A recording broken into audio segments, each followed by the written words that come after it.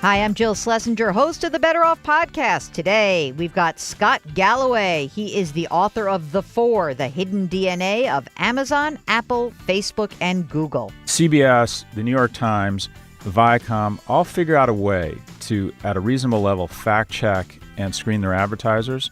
And if the New York Times can do it with $90 million in cash flow, Facebook can do it with $12 billion in cash flow. I think Facebook needs to own up to its responsibilities as a media company. They have accepted with open arms the healthy margins, the influence, the celebrity of a media company, but they seem allergic to the responsibilities of a media company. And I think we're fed up with it.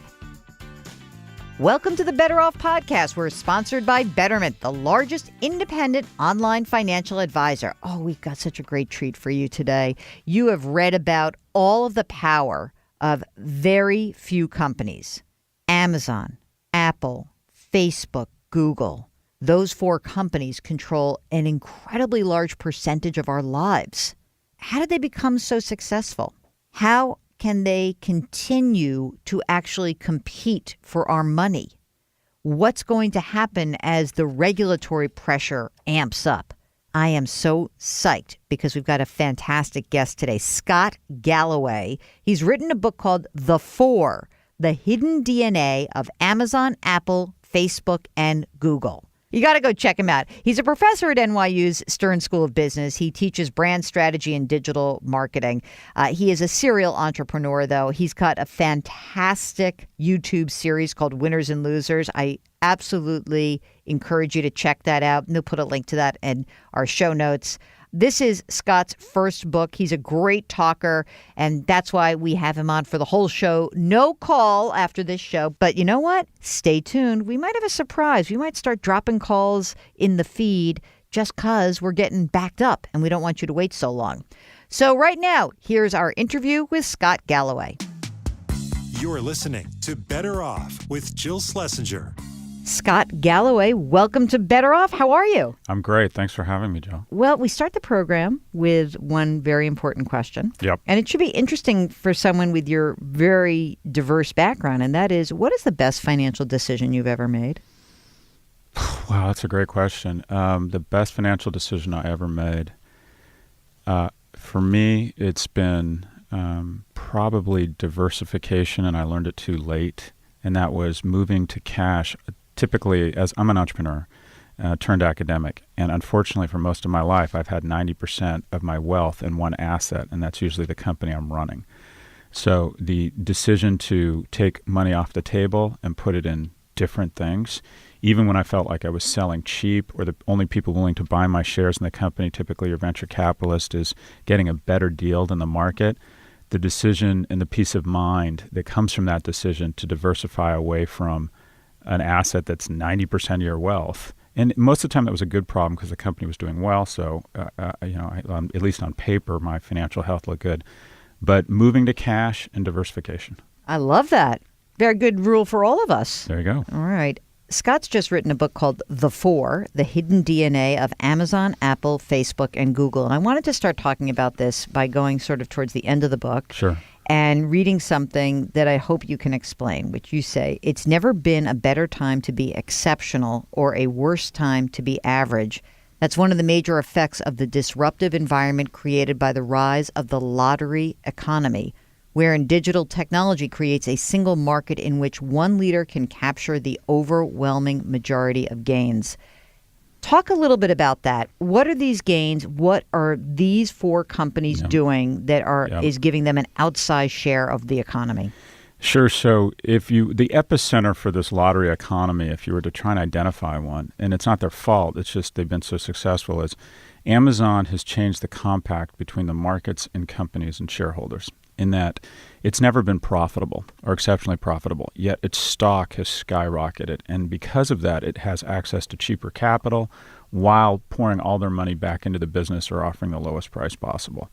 This is snaked all the way back into the private company ecosystem. And I've been starting companies, venture-backed companies, for a quarter century now. And when I first started them, the kind of the gestalt was there will be 4 or 6 or 8 winners in this category. We're going to raise some money.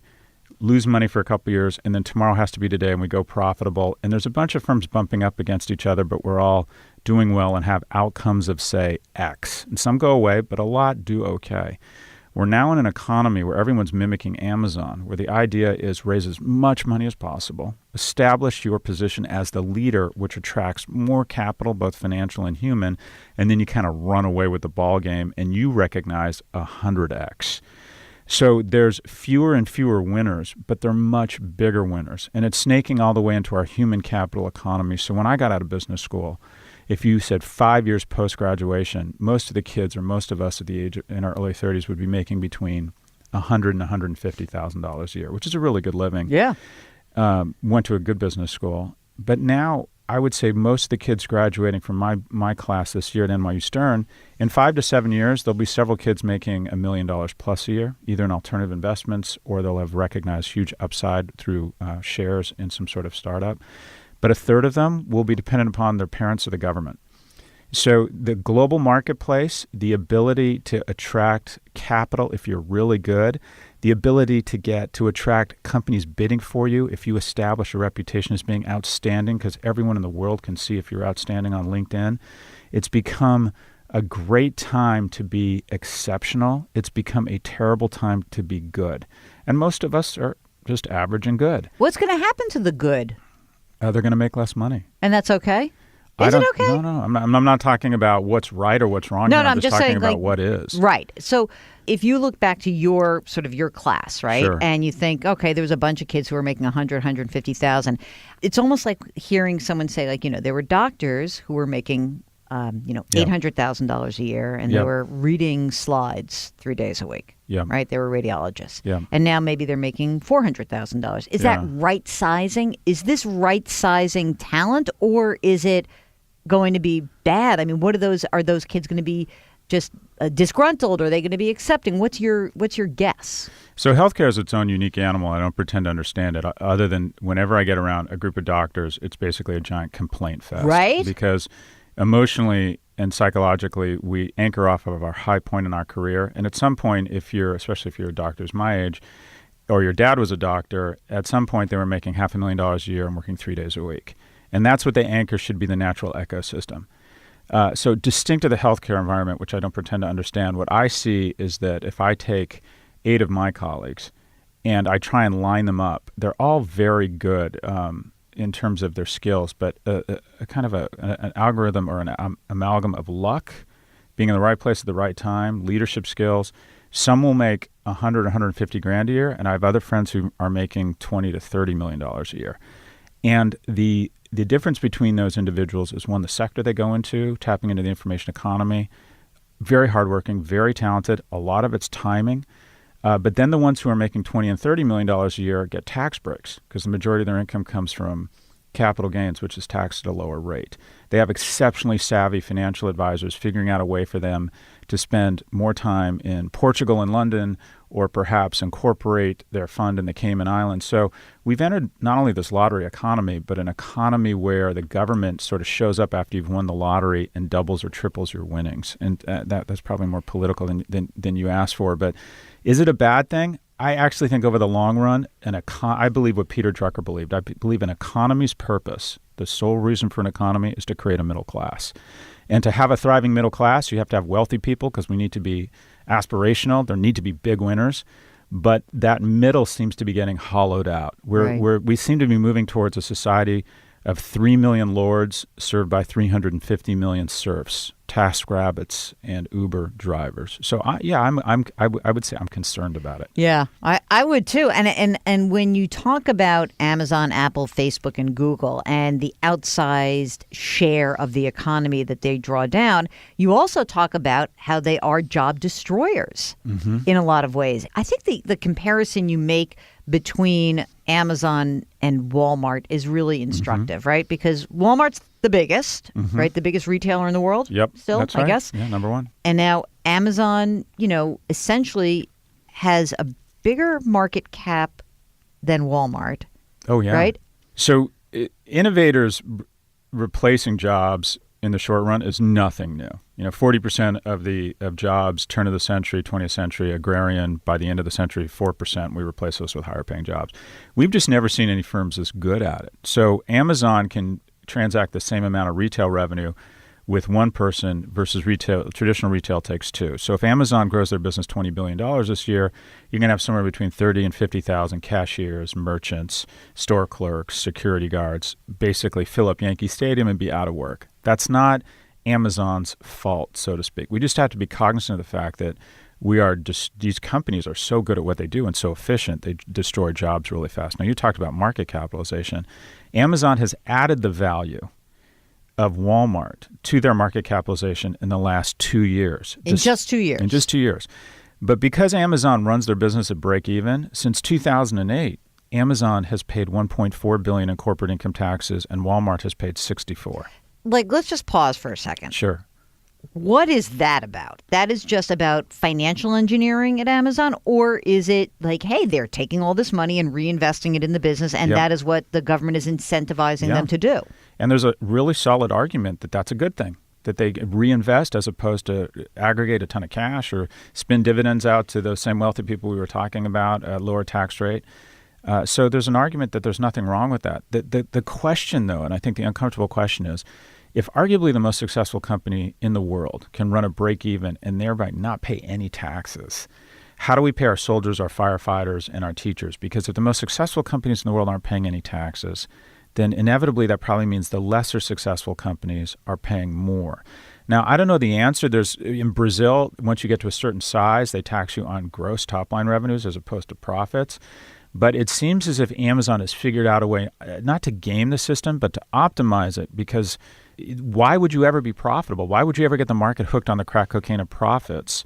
Because if you take them away, the addict gets irritable. Just run a break even. That's fascinating. Let's talk a little bit about that Amazon Whole Foods deal, which you predicted. Yeah, I got lucky there. Can you? Well, wait. So let's talk about that for a second. Yeah. So what happened? Tell the story about how that happened. Sure. So people always ask me, who will Amazon acquire? And Amazon had never acquired a company over $1 billion. And the week before, I was on a bunch of media channels and outlets, and it just always made sense for me that Amazon would acquire Whole Foods. They could shut the stores down and justify the purchase price just because they'd have 500 well-lit, operationally functioning warehouses that are within probably 1 kilometer of 40% of the discretionary income in America. So this acquisition just made all kinds of sense. And then you add in the fact that Whole Foods has relationships with all these long-tail food brands, which wealthy people are more drawn to. You bring in the fact that it's a fantastic brand, great environment, and also in order to create intensity across the 60% of households that are Prime members, you couldn't create that intensity without more fluidity and more contact. And the only way commercially you get more contact with a household is with grocery. And you can't be the most dominant retailer in the world, which is what Amazon wants to be, without owning or being a player in what is the largest consumer segment probably in the world, and that's the $750 billion grocery segment. So it wasn't if, it was when for me. And Walmart right now is the biggest grocer, right? Yep. And so what do you think happened when that deal was announced? Do you think Walmart anticipated it? I hope they're following you. They should be. So I know those guys well. I believed that Walmart, P&G, and Unilever should have put in a counterbid because I think Amazon would have responded. And at a minimum, it was a no-lose situation in my mind. At a minimum, they would have made Amazon pay more money. And if they'd gotten it, I think they would have got a great asset. But look what happened. Between the time that Amazon announced the transaction when it closed, the value of Kroger, which is the largest pure play grocer in America, declined by a third.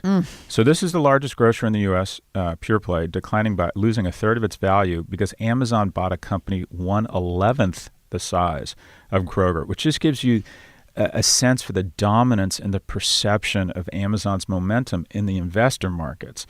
Between the time the company closed, Amazon's stock value increased by more than the acquisition price, and its competitors, other groceries, declined by more than the acquisition price. So Amazon now has such credibility in the marketplace that it can point at an acquisition, announce it, and force the competitors to pay for it, We've never seen anything like this. Yeah, it's like the fear factor. And I have to say that gone are the days where I feel like a little bit of like, well, if the big guys go out, they were the ones who put the small mom and pops out. Now it's just fear. I just literally believe that Amazon's taking over the world. And when I heard that acquisition, I was walking the dogs in the park and I get a call like from work, like, hey, this deal's announced. And I think I said, oh my God, because I really did feel like, all right, once they decide to go into a business, they are going to change that industry. And that's just the way it's going to be. And I don't want to just talk about Amazon, but I think it's sort of instructive because there's been a lot of retailers in the news. We're going to come on to the holiday season and everyone's going to talk about the death of retail. And retail's not dying, but retailers are dying, right? Yeah, so it depends what sector you're talking about. If you take out department stores and apparel, retail's actually doing okay. The bottom line is there's just too much square footage of retail in the U.S. There's about 3 feet for every one per capita in Britain versus the U.S. I think Canada has about 50% more. So what we're going through structurally in terms of some of these store closings is rational. It just makes sense. What people mistake it for is they say retail is dying. It's not that retail is dying. I would argue that it's more an indication that the middle class is suffering. Go into a wealthy neighborhood and you're going to see commercial rents are pretty strong. What we're seeing is certain categories are getting hit really hard with sort of the perfect storm. So apparel, vulnerable to Amazon, an experience that isn't strong. I mean, to a certain extent, a lot of people would say grocery had it coming. You can do what I call the 1985 test. If you go to the middle of a grocer, oftentimes like a Kroger, and you spin around, you wouldn't know it's not 1985. Whereas you go into Sephora, you know it's not 1985. You go into a Starbucks, you know it's not 1985. So a lot of these retailers that, if you will, there's this incredible culling. But what's I think scary is what's happening in the investment markets, where a third of the S&P gains are just from, I think, 5 companies. I see in my class almost all the top talent is going to one of 5 companies. So these companies feel as if they're running away with it. Now, having said that, when guys like me predict that companies are becoming too dominant, that's usually a bell for when they're about to go into structural decline. Well, I was just thinking about because of all of the regulatory oversight of, say, Google and now Facebook, which is finally saying, hey, maybe when we were barely on top of the whole Russian thing. And so is the tide starting to turn a little bit against these companies? I think the worm has turned. I think the biggest argument over the last several years has been which CEO is more Jesus-like. We've literally turned these companies into religions. Apple is a religion. Steve Jobs is our Jesus Christ. The new iPhone shouldn't be called the iPhone 10 or X. It should be called the iPhone Cross. We've decided that if you're suspected of a DUI, you can be strapped to a chair and have bodily fluids taken from your body. If you're suspected of murder, we can search your computer in your house. But if a terrorist uses an iPhone, you're not allowed into the iPhone. And you say that there was such sort of pushback when you were saying, like, this is ridiculous. Of course, we have to be able to open these up. Yeah. And what kind of feedback did you get after you went public with that kind of statement? I receive a ton of pushback. I get more pushback and negative comments on the Apple privacy issue than anything I talk about. It's like as if people think that this is my freedom of speech. Yeah, that Tim Cook is taking a very moral, a very justified stand, and that if they create a backdoor into the iPhone, that it would be accessible by, very negative parties, and it would be bad for all of us, and we all need a certain semblance of privacy. And, my retort to that is, your kid doesn't come home from school one day, they find his or her iPhone, you want into that iPhone. And I have a lot of faith in our law enforcement. Still have a lot of faith in our courts to make discretionary calls around this. So this absolute fervor that the iPhone should be totally encrypted and no one should be allowed into it just doesn't make any sense to me. This is Better Off with Jill Schlesinger. We'll get back to our interview with Scott Galloway in just a minute. Now, while Scott does not actually believe that everything on the iPhone should be totally encrypted, you probably do want total encryption or strong encryption when you're talking about your investment life. And that's what our sponsor, Betterment, offers. Betterment is the largest independent online financial advisor, and they do use the strongest browser encryption available. So that's good, right? But also, here's something new at Betterment, an investment review. And you may be asking yourselves a bunch of questions. But the most important one, probably that always burns at the front of your mind, are you getting as much as you can from your investments? Now enter Betterment. Betterment now offers a free investment review, which helps you assess your investment accounts and also takes into account tax strategies, fees, risk exposure. Helps you see what you're doing well and how you can improve. The Betterment free investment review can also help you get a better picture of what you can expect from Betterment. There's no sign-up required. Visit betterment.com/betteroff to start your free 5-minute investment review today. That's betterment.com/betteroff. And now back to our interview with Scott Galloway. I heard you on the air with Kara Swisher on Recode Decode, and one of the things that you guys were talking about was Facebook and its role in the 2016 election in the aftermath of that. What did you think when they were sort of saying, like, who me, what, we can't do this? What was the thought there? So the general defense around Facebook, at least initially, and they've moved off of this, is that we're a platform, not a media company. And that absolves us of responsibility in terms of the content. And my viewpoint is if you create content, you run advertising against it, boom, congratulations, you're a media company. And I worry that the youth of the company and the youth of the CEO means they don't have a historical context for the importance of the Fourth Estate, whether it's the Pentagon Papers and Vietnam, whether it's Watergate, or just local corruption, the role that the media plays. And CBS, the New York Times, Viacom, all figure out a way to, at a reasonable level, fact check and screen their advertisers. And if the New York Times can do it with $90 million in cash flow, Facebook can do it with $12 billion in cash flow. I think them saying we're a platform, not a media company, would be similar to finding out McDonald's was serving 80% fake beef. We get encephalitis from it. We get angry at them. And they would say, it's not our responsibility. We're not a fast food restaurant. We're a fast food platform. I think Facebook needs to own up to its responsibilities as a media company. They have accepted with open arms the healthy margins, the influence, the celebrity of a media company, but they seem allergic to the responsibilities of a media company. And I think we're fed up with it. How do you think that traditional media companies helped build that platform? I mean, in some respects, this to me feels like, oh my God, we helped create this monster. And when I say we, I mean I'm speaking with my CBS hat on. Sure. I believe that old media has been the outsourced investor relations department for the four. They dominate. So the latest one is this bidding war for the second headquarters of Amazon. Now, Amazon could have just done the process and announced it, but Amazon's very savvy and announces they're doing a bidding process. And now guys like me are running around, and the front page of every magazine and newspaper is talking about Amazon's second headquarters. Now, there's some negative news that they don't like, but these companies have effectively dominated old media, and we are sycophantic, and we love talking about them. I'm on in some form of media 3 to 5 times a week. 4 out of the 5, I'm talking about one of the 4, Apple, Amazon, Facebook, and Google.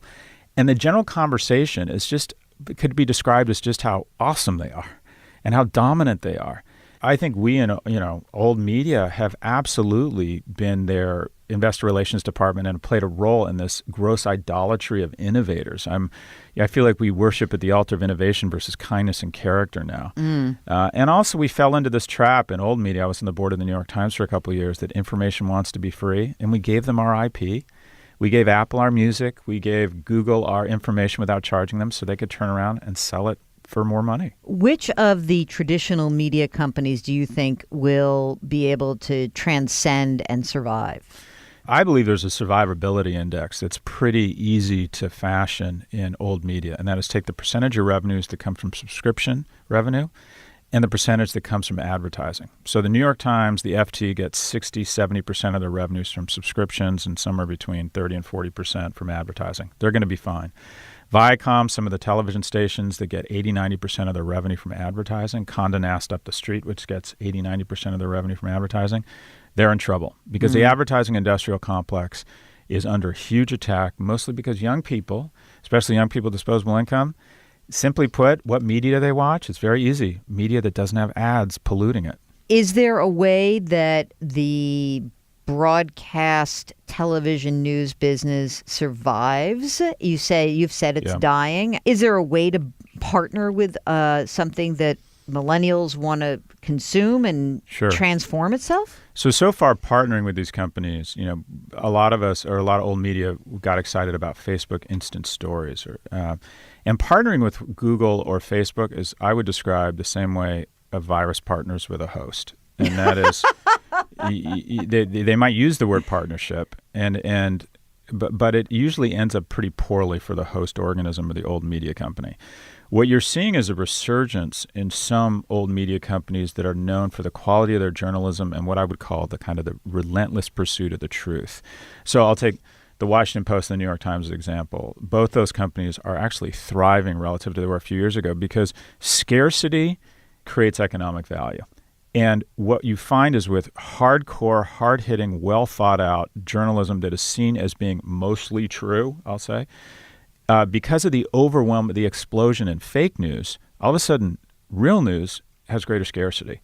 So there's a newfound appreciation for what I would call, less fake news. I don't want to claim these firms don't have a bias and that they don't get it wrong. That's not true, but they get it less wrong. I was on the phone this morning with someone from Financial Times, and they called me back to verify some stuff. They will fact check the thing. When I'm on the show with you, you will check facts. You have underlined my entire book, which is super impressive.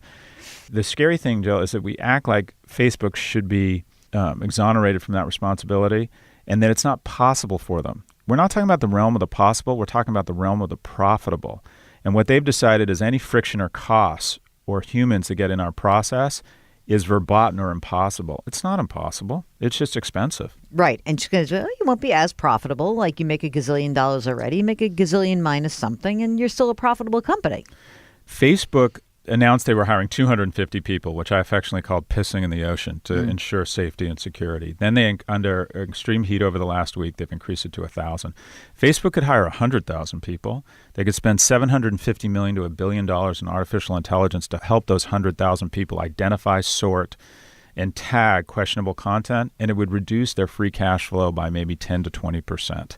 This is a company that could literally create the equivalent of the Night's Watch, to use a Game of Thrones analogy, and then lease it out at cost to other media companies that want to ensure they haven't been subterfuged or weaponized by malicious parties. Instead, they're playing slow ball and not acknowledging the problem, which is the number one mistake in crisis management. I'm not surprised that Mark Zuckerberg would take that stance. I am surprised that Sheryl Sandberg, who presumably is the adult in the room, is not, or someone else is not standing up and saying, like, you know what, this is ridiculous. We've got to do better. Well, they've all got to toe the company line. Hypocrisy is a strong word, but I think these companies, and you brought up Sheryl Sandberg, who I think is this inspiring, impressive person, and she is. And Facebook gives her a great deal of time and flies her all over the world to talk about the important conversation around kind of gender politics and how the role of women in the workplace and how women can kind of lean in. But to a certain extent, all these companies promote a progressive image to wallpaper over what I would call business activity that's more indicative of Darth Vader and Ayn Rand. So they create this illusionist trick. Hi, first openly gay CEO of a Fortune 500 company. I think Tim Cook is impossible not to like. The immigrant story of Larry and Sergey. Hey, everybody, lean in. What the irony really hit me when I was in Cannes, and where the kind of the top media executives in the world all congregate, or ad execs anyways. And what everyone wanted to see, the number one ticket, was to go see Sheryl Sandberg talk about leaning in. And she's inspiring. And it just struck me, we were in a room, and I didn't go, but I saw probably 600 very senior female executives from the media industry lining up to hear Sheryl talk.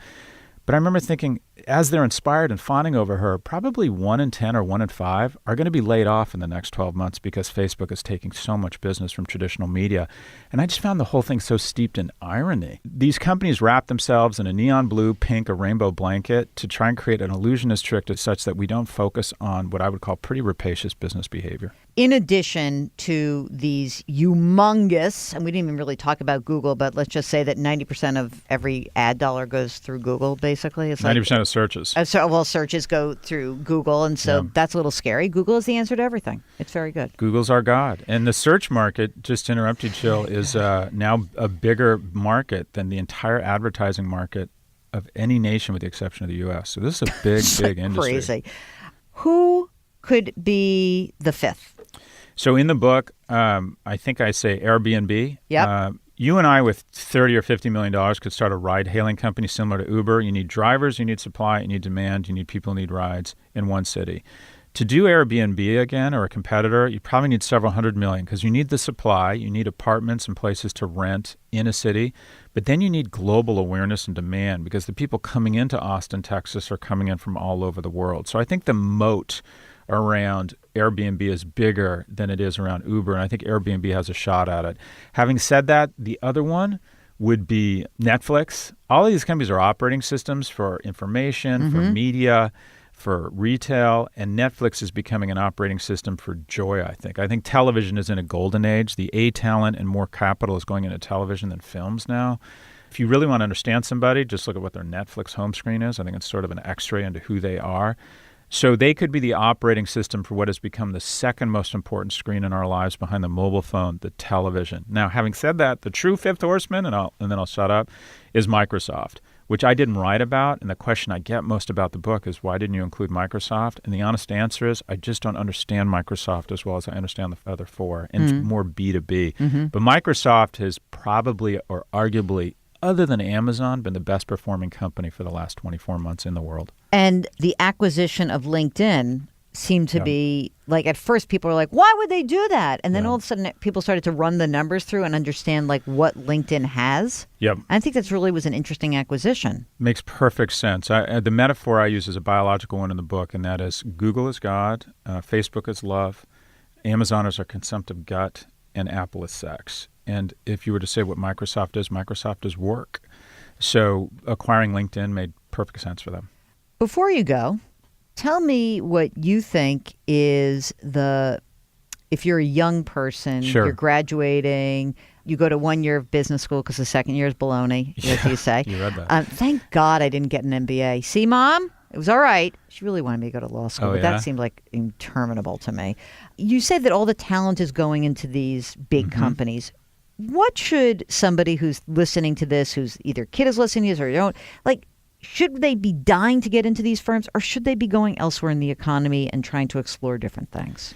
So there's a few rules, and I talk to a lot of kids around career coaching and high school kids, and one sounds very passé, but going to college and going to the best brand possible, unfortunately we live in a caste system. It's just that the arbiter of our upward mobility is largely not only our college degree, but where we went to college. So for all the talk about Steve Jobs and Jay-Z and Mark Zuckerberg dropping out of college, you should assume your son or daughter is not that person. So college is a really good plan B. I would say in terms of businesses, find a company with recurring revenue. They're better businesses. Find a company that is 1 or 2 degrees away from technology. If you have an opportunity to go to work for one of these companies, hands down, take it. This is like having a second MBA or second degree stamped on your forehead. It's like going to work for Procter & Gamble and Unilever in the CPG world. It just says you're good because what these firms do, the value they add is the same value a university adds. It's not the education. It's not what you learn there, which are important. It's the credentialing. If you can get a job in engineering at Google or in user design at Facebook, it means you're just pretty damn good at what you do. Or you were so savvy you could fool somebody into thinking you were pretty damn good. But either of those skills, everybody wants. There's no firm right now will sit you down and say, oh, I see you spent 5 years at Amazon. We're just not interested in anyone who's worked at Amazon. Said no HR executive ever. So if your son or daughter has the opportunity to go to work for one of these firms, absolutely. Now, having said that, they don't hire as many people as we'd like to think. General Motors, 250,000, 500,000 employees with a $60, $70 billion market cap. Facebook, $450 billion market cap, 17,000 employees. So we're under the impression there's a lot more people working in these firms than there actually are, which is, topic for a longer conversation. We'll have you back. Will you come back? Thanks, Jill. Would love to. All right. Before you leave, you said, what's the best financial decision? You said diversification, right? Yeah. That's what you learned. What was the worst financial decision you made? Divorce. It is a painful one.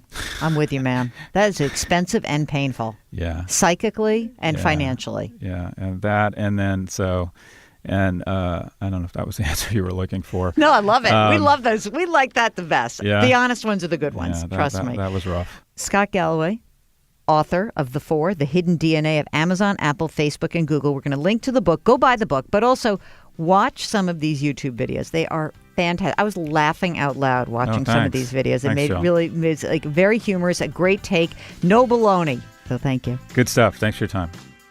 Thanks so much to Scott Galloway. Go get this book.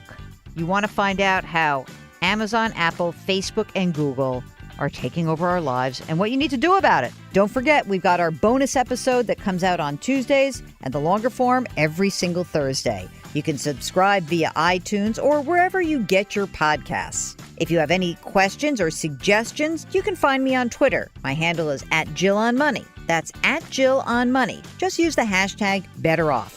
You can also reach me via email. Ask Jill at betteroffpodcast.com. That's Ask Jill at betteroffpodcast.com. And if you wouldn't mind, please leave us a review or a rating in iTunes. It really will help us out. Better Off is sponsored by Betterment. Our music is composed by Joel Goodman. Mark Talercio produces. I'm Jill Schlesinger. See you next week.